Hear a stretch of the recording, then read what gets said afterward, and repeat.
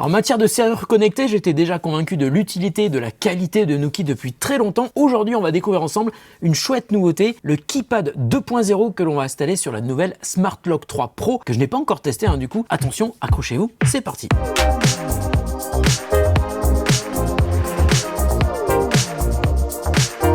Salut à tous et à toutes, c'est Nico, j'espère que vous allez bien. Moi ça va super bien comme d'habitude. J'ai déjà fait plusieurs vidéos sur les produits Nuki, elles sont sur ma chaîne YouTube, et à chaque fois c'est vraiment un plaisir d'en parler. Comme je vous le disais en intro, Nuki c'est vraiment un produit qui est super utile, facile à installer, facile à utiliser et qui permet réellement de transformer la manière dont on entre ou on sort de chez soi. Alors concrètement, depuis que j'utilise des serrures connectées Nuki, je n'ai plus du tout besoin de clé pour rentrer dans mon bureau. La Smart Lock, il s'agit d'un dispositif que l'on installe en 5 minutes chrono sur le côté intérieur d'une porte, et il y a un moteur qui tourne la clé à votre place, et comme le système est connecté, vous pouvez donc ouvrir ou fermer la serrure, soit depuis l'application Nuki, mais aussi depuis le KeyPad, ce fameux digicode que l'on met côté extérieur de la porte. Mais ça ne s'arrête pas là, puisqu'il y a aussi le fob, ce petit accessoire avec un seul bouton qui permet aussi d'ouvrir la porte. Et si vous avez une Apple Watch, vous pouvez aussi ouvrir la porte depuis votre montre. L'avantage de ce système, c'est aussi la possibilité de pouvoir ouvrir à distance, même quand vous n'êtes pas chez vous, mais également de créer des accès temporaires pour permettre à une personne d'ouvrir la porte lorsque vous en avez besoin et que vous n'êtes pas sur place. À ce jour, j'ai 6 serrures Nuki dans nos bureaux, et devant chaque porte il y a le truc qu'on utilise le plus souvent pour ouvrir la porte, le KeyPad, donc le digicode qui est connecté en Bluetooth avec la serrure. Et pour moi, il y avait un seul inconvénient à ce KeyPad, c'est le fait que le clavier ne soit pas matérialisé par de vrais boutons physiques, mais plutôt une surface caoutchouteuse qui rend son accès un petit peu difficile lorsque le KeyPad n'est pas éclairé. Et bien figurez-vous que Nuki m'a envoyé la toute nouvelle version, le Nuki KeyPad 2.0, et comme vous le voyez sur la photo, il y a désormais de vrais boutons qui vont être beaucoup plus faciles d'accès. Mais j'ai aussi découvert une nouveauté assez incroyable, c'est que le Nuki KeyPad 2.0 offre désormais la possibilité d'ouvrir une porte avec son empreinte digitale, et ça c'est vraiment génial. Et Nuki a été super sympa, puisque avec le KeyPad 2.0 ils m'ont donc aussi envoyé la dernière version de la serrure, la Smart Lock 3 Pro. Alors on va faire un truc simple, on va installer la Smart Lock 3 Pro sur la porte de mon bureau et on va y connecter le KeyPad 2.0, comme ça vous verrez exactement comment on installe et comment on configure la serrure et le KeyPad dans l'application. Avant de commencer, je vais répondre à une question que vous avez été très nombreux à me poser depuis des mois, depuis que j'ai fait mes premières vidéos sur Nuki. Comment ça se passe quand la batterie de la serrure est à plat et qu'on ne peut plus ouvrir sa serrure? Et c'est simple, il suffit de mettre une clé dans la serrure côté extérieur, et pour ça il faut impérativement avoir un canon débrayable qui permet donc de mettre une clé de chaque côté de la serrure et de tourner les clés. On peut donc faire sans, bien sûr, mais franchement je vous conseille fortement d'avoir un canon débrayable dans votre porte. Allez, on arrête la musique et on commence par découvrir le KeyPad en premier, et puis après la serrure, je prends mon petit couteau unboxing.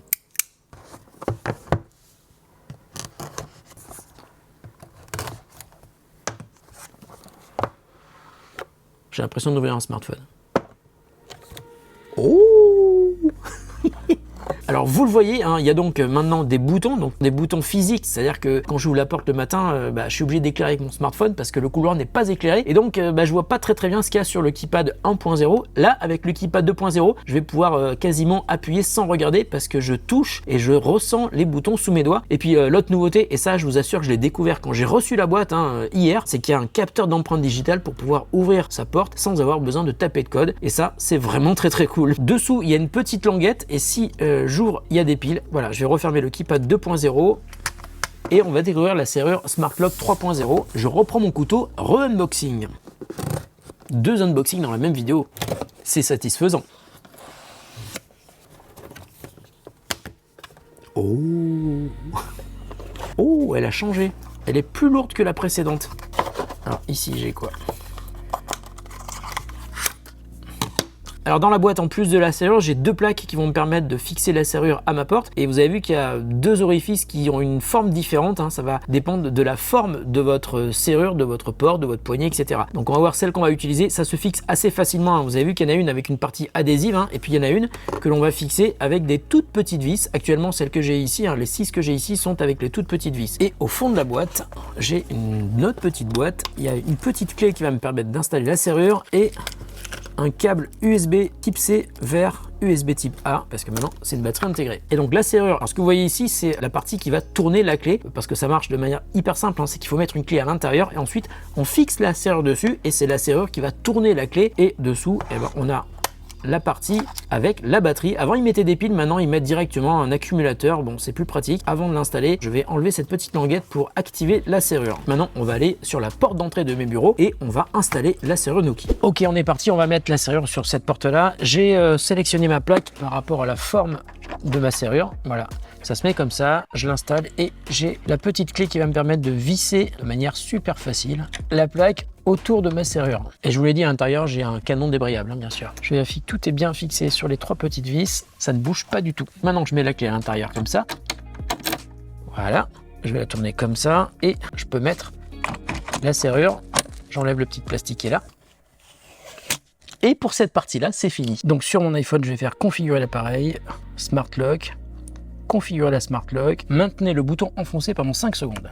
J'ai appuyé pendant 5 secondes, donc là ça y est, la Smart Lock est connectée avec mon iPhone et là il est en train de faire une mise à jour de la Smart Lock directement parce qu'il a détecté qu'elle n'avait pas la dernière version du firmware. Voilà, ça y est, la mise à jour est terminée, la Smart Lock est connectée et on va lui donner comme nom entrée Uptown. Ensuite, quelle poignée de porte se trouve à l'extérieur de votre porte? Poignée normale, une béquille. Code de sécurité, regardez pas mon code, hein. Lancez le calibrage.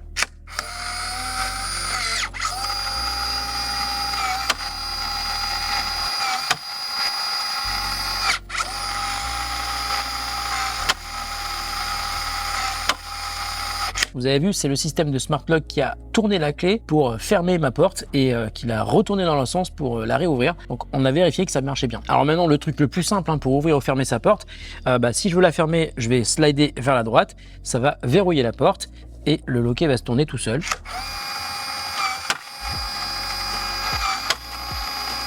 Et si j'arrive devant ma porte et que je veux l'ouvrir, tout simplement je fais ça dans l'autre sens, hop, je slide vers la gauche et ça va déverrouiller ma porte.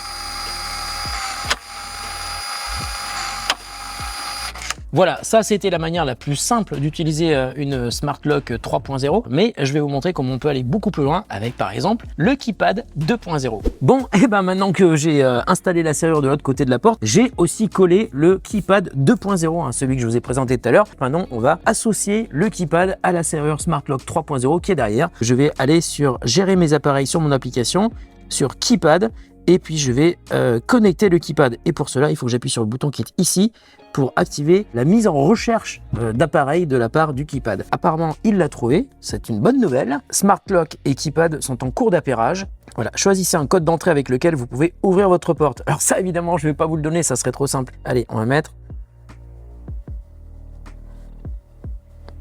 Voilà. Waouh, alors ça, c'est la super nouveauté, ajouter une empreinte digitale à votre code d'entrée. Donc, je vais ajouter une empreinte digitale et je suis en train de voir sur l'application exactement comme quand on le fait sur un smartphone, hein. Voilà, empreinte digitale reconnue avec succès. Vous pouvez désormais commander l'appareil avec votre doigt. Et à mon avis, si on choisit son nom, parce que là il me demande de donner mon nom, ça veut dire qu'une autre personne pourra mettre son empreinte digitale verrouillée avec la touche retour. Ok. Les deux sont appairés avec succès et on va vérifier si ça marche. Je vais fermer la porte.